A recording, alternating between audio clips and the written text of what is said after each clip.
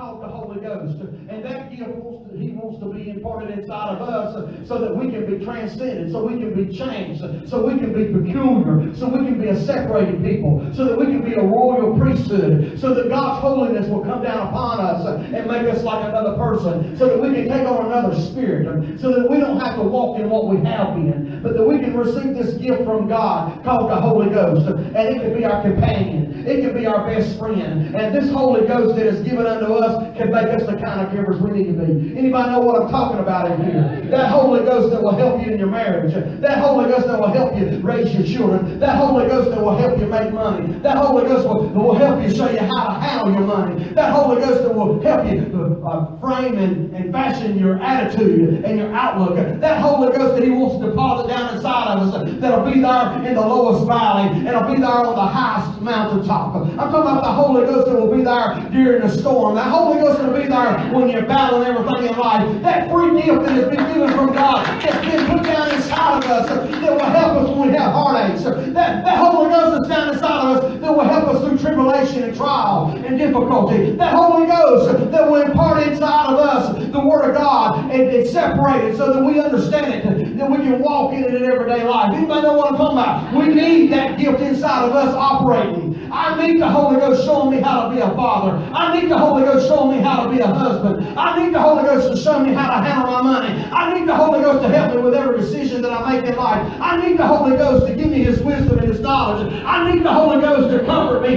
and to lead me and guide me, because my emotions will betray me. My emotions will get me in trouble if I don't watch it. I need the Holy Ghost. Anybody know what I'm talking about? I need the Holy Ghost to put it inside of me.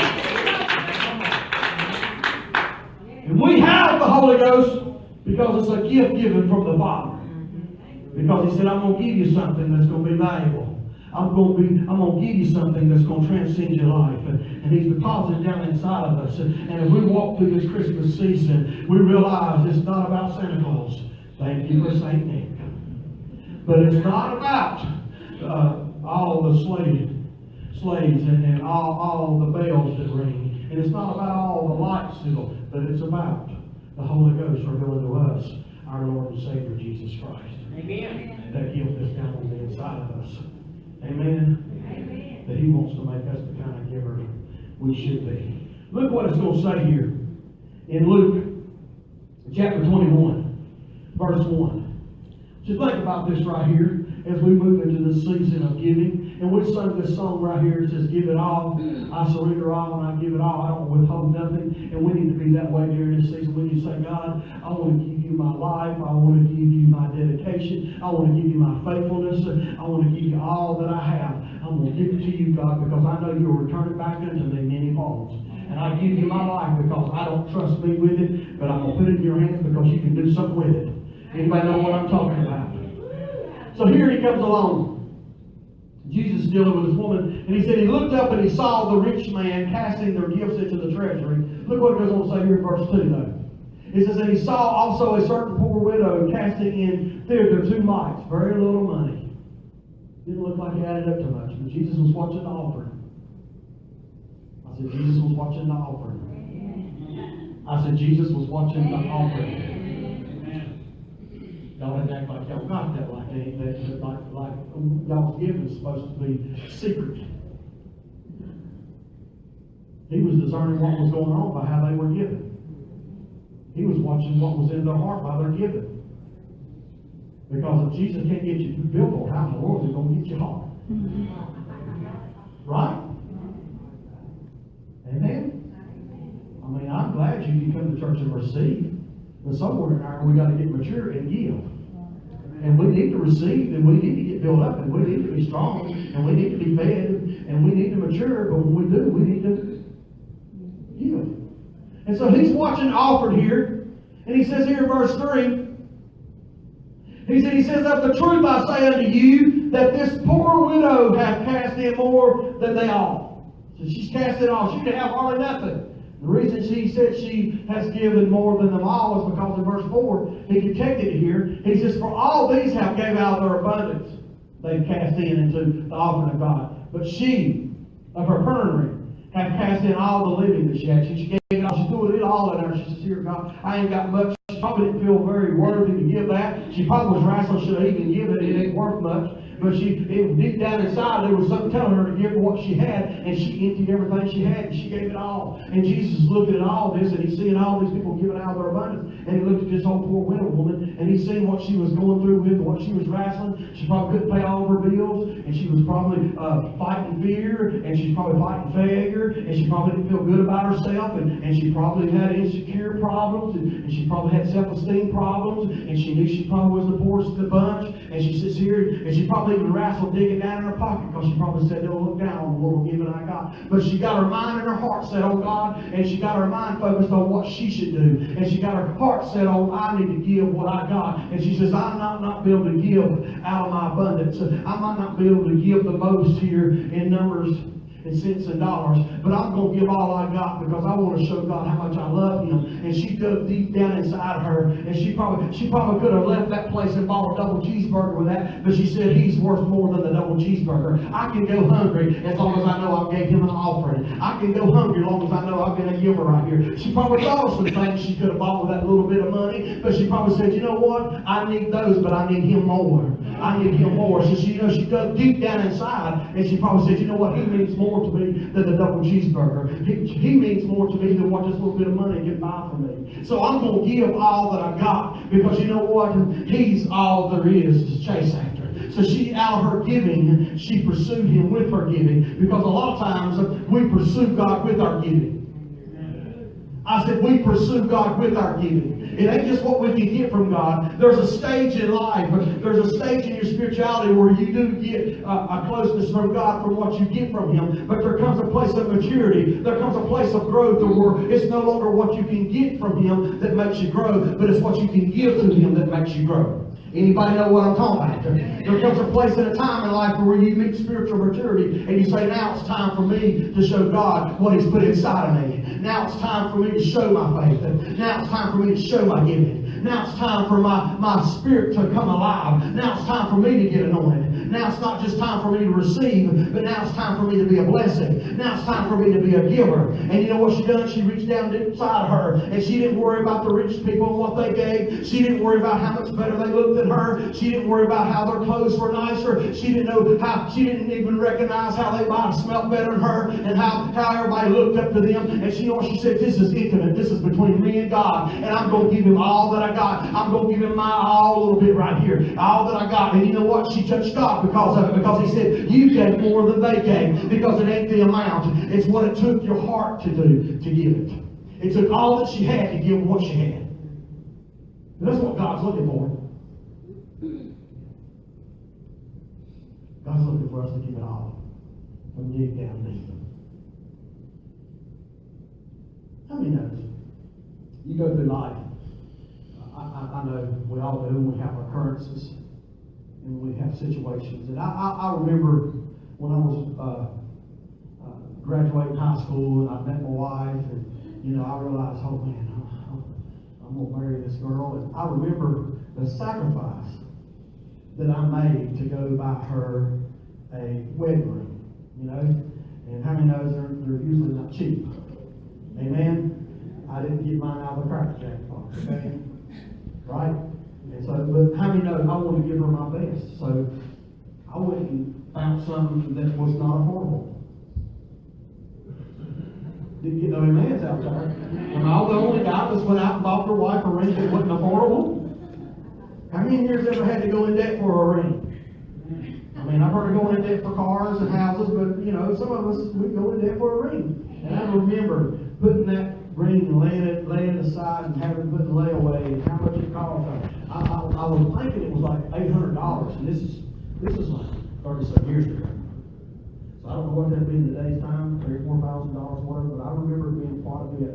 I remember making me swallow hard. But I remember when I went and looked at it, I wanted something nice for her, and I wanted my gift to mean something.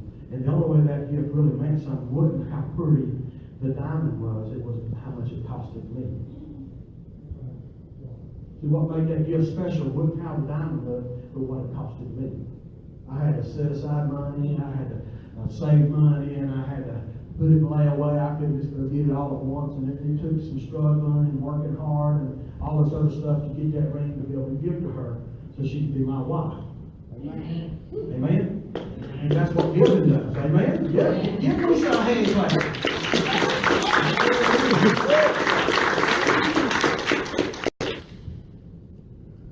And I said that because the same way I build my relationship with my wife, there's going to be times where I have to do the very same thing with God. There's going to be times and seasons where I need to look at my giving and say, God, is my giving moving you? Because if it ain't moving me, don't quiet in here. And, you know, it's perfect. This hit just right after we've done this giving for the land. This, you know, I love a gift that keeps on giving, just like Jesus gave his life. And it's a gift that keeps on giving. It gives through the ages. And, you know, some of you gave for this land and stuff. That gift right there is not going to go in vain. It ain't going to pass away. When we get everything done, and there'll be another generation that comes in behind us. The Lord don't come back. They'll use that place for what we use it for. Amen. And it'll be a gift that keeps on blessing other people's lives. Amen. For the kingdom of God. Right. And we're doing it all unto the Lord. Right? Right. We want to make a difference with God. So we want our giving to impact us. And sometimes we have to ask ourselves. We have to move ourselves in places where we say, Lord, help me to shape and mold my giving. Let my giving, you know, move me. I remember here years ago, I was going through a time and I said, Lord, I've got to make more money when I'm making. I'm like, Lord, there's got to be an answer. This just ain't enough money. I ain't making enough.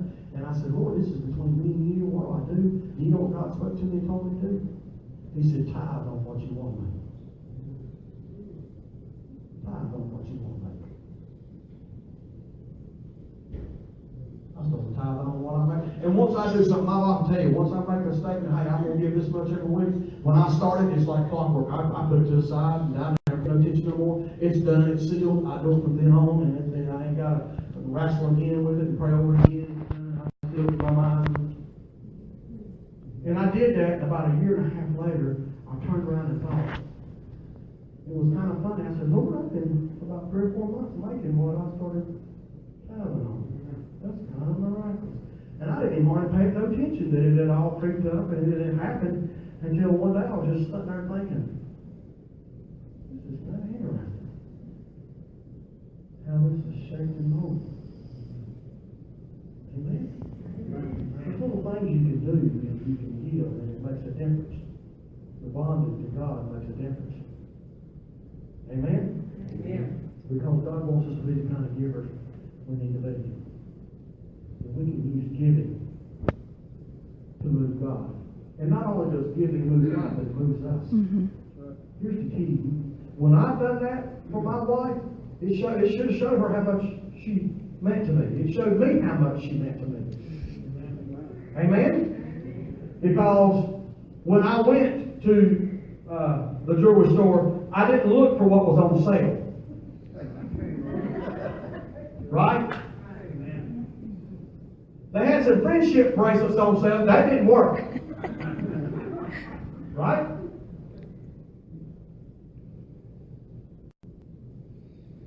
But we got to ask God, where's our giving at, Lord? Because we want to be like this man who gives it all. Look what it says here in Romans chapter 6, verse 23. This scripture right here is so wonderful and beautiful to us. It says, for the wages of sin is death, but the gift of God to give to us, because God's the great giver. And He's gave us eternal life through Jesus Christ our Lord. The greatest thing that we really see about God is just giving. It's how much God gives. God is just a spectacular giver. Right? Just gives and gives and gives. Think about how hard it was for Him to give His Son and offer Him up as a sacrifice to be worshipped to the Father so that we could get our salvation forever. Think about that gift that was offered by Jesus. God's a great giver. Amen. And you know what? The devil would love for us to shortchange ourselves and not be the kind of givers we should be. We need to be praying and asking ourselves, Lord, show me the kind of giver I'm supposed to be with my life. Show me, God, what kind of giver I'm supposed to be. Because we want God to get the best out of us. And the only way that God can get the best out of us is when He makes us a giver. when you give your time, when you give your smile, when you give your embrace, when you give your encouragement. The devil will wrestle you over what you give to God. Come on now. And if you don't watch, he'll help you with what you give to yourself.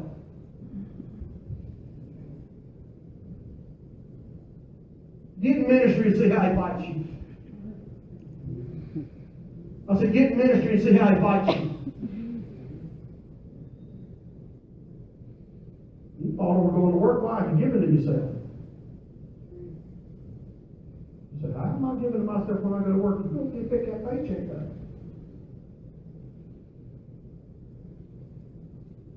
And give to yourself. But when it comes to giving to God, if we don't watch, we'll shortchange Him, and that's where the bond is in our giving. We bond to God with our giving. I said, we bond to God with our giving. I'm going to say it again. We bond to God with our giving. Look at Abraham and how he blessed God with his offerings and how he began to tithe even after he met the king.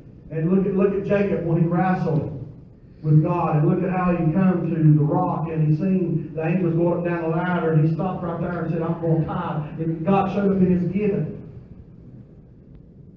Look at your disciples and all such, and the Apostle Paul, how they gave their life, how it costed them their life. They gave their life as a gift to God for the punishment of the gospel.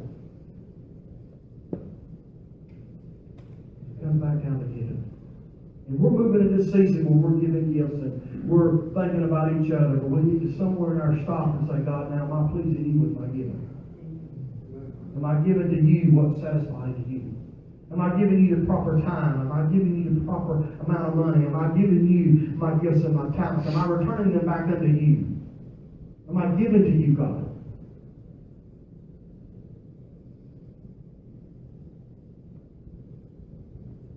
Because when it's all said and done, we have our future and our eternity because of the giving Jesus done. And if we're going to make a difference, you're going to make a difference by the giving you do. Look at anybody great in history. I don't care if it's Billy Graham, Mother Teresa. Look at them. You know why they're great? Because they were great givers. You can't show me anybody that's done anything great that didn't give.